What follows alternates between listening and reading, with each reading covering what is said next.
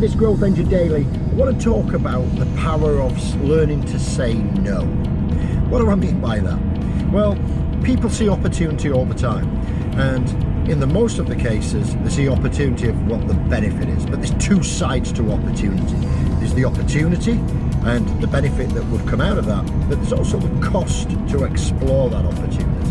And that's often not necessarily missed, but overlooked initially, and then brought in at the back end when sometimes it's too late and you are overcommitted. So I really want you just to back up a couple of steps here.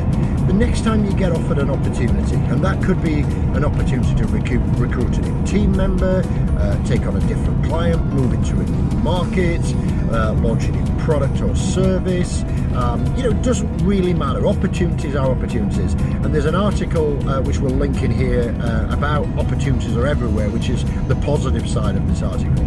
But I also want you to think about, what does it cost you to explore? Recently sat in a boardroom and we were discussing about a new opportunity. I'll keep that confidential because any sort of information I give around that will probably give the client away. But I sat there and this opportunity came around, and all I heard from the management team for the first few minutes was, we could do this, we could do that, we could do this, we could do that, we could do this, we could do that. And you get the idea. It was positive, positive, positive, positive. And, not one to be the spoiler, or the sour grapes here. But it's my job as non-exec to sit there and sort of challenge the board. And what I'm thinking is, okay, I'm just looking at what we'd currently got on in schedule, what commitments we'd already made to existing clients, what the resources, both in time, energy and finance, that we'd already committed to those projects. And I'm thinking, this glass looks pretty full at the moment. And whilst it's an amazing opportunity, but can we really deliver it? Can we really get it squeezed in without either messing up or affecting the other projects that were already in play? So I let the debate sort of burn out, and as usual it comes around the table and said, what do you think, Mike? And I said, well, let's just park the opportunity for a moment. Let's just look at what we've got on. Let's put it into context, and I think that's all I'm asking you to do. I don't want you to think I'm saying don't explore new opportunities. Of course we should do. That's how we change the world as high growth entrepreneurs. But what I am saying is, just when this opportunity comes, yes, debate it for a few minutes, or get a basic understanding of it, what it would be, and then just park it. And before you then start to get into that giddy, excited mode, we're going to change the world, take over the world mode, and everything's going to be glory, I just want you to park it, and then I want you to, number one, look at what your existing capacity is for time, energy and money to existing projects. Now, if you've got so much capacity that taking this in is not necessarily an issue, then that's absolutely fine. There's other discussions around that. But most businesses, when a snap or an opportunistic opportunity comes around, an impulsive opportunity comes around, usually that's not the case. They are committed to deliver other areas, and they may have the time, but do they have the energy? They may have the time, but do have the money. They may have the money, but they don't have the time. There's all these sort of calculations or formulas you've got to think about. So here's what I want you to look at. Once you've parked it, just say, right, if we take this project on at the time that we take it project on, can we deliver it to as best of his ability? Number two, on my team, have they got the capacity, and what will it affect other projects? What's the cost?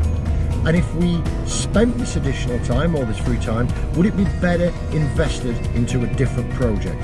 Could you, deliver the existing projects faster and then just delay this next project a while and follow it on, so then you're getting the best of both worlds? Or do you just say no?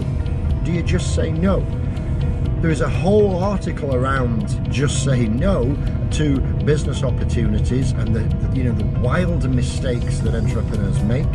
Poorly thought out ideas, they see the glory, they don't see the guts, or they're not prepared to put the hard yards in to get it. So the power of saying no sometimes is the best way. Or the power to say, the person who's presenting the opportunity, get them to do more of the legwork. Say to them, well, look, for us to consider this, whether that's at board level or for me to look at it, I'm a little bit tight on time. Could you write me a one-page opportunity, like what we call a business case document? that business-based document who's presenting the opportunity to you could be something like, this is the opportunity, this is what we expect to be done, this is the output that we require, this is the time frame, and this is the budget. A lot of people who are pushing these wild opportunities into businesses are often not got it clear themselves, and then that dreaded scope creep comes in. So you take it on, and then we've all, caught a tennis ball, and by the time we finish, we've put a bowling ball down, both increased in size and weight, which has put additional strain, additional time, additional pressure, additional cost, and sometimes opportunities become nightmares. So not a negative post at all, guys. I don't want you to think about it that way. My job is to challenge your conscience, get you thinking straight, and when an opportunity comes in, yes, by all means, get it fully understood. Measure it against time, energy, and finance of whether you've got to do that. Measure it against how it would affect other projects. Measure whether you would be better doing that at a later date. We'll take that in 3 months' time or defer it. And also, go through that process of what the cost to produce or take on that opportunity is. I'd love your comments below. How many times have you taken an opportunity on that you thought was a tennis ball and it turned into a bowling ball, and it maybe was a loss maker, or it caused you damage or reputation ruin? Or I'd love it where I'd love to see the wins as well, where you've taken on an opportunity on the fly, it was a little bit nervy, you hit the sides of it, or it just went straight through and you absolutely nailed it. So the success or failure stories, it doesn't matter.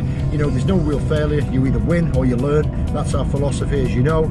So love your comments below, and as always, thanks for continuing your growth engine journey. As always, go do the hustle, go make it happen, and we'll see you on a new Growth Engine Daily real soon.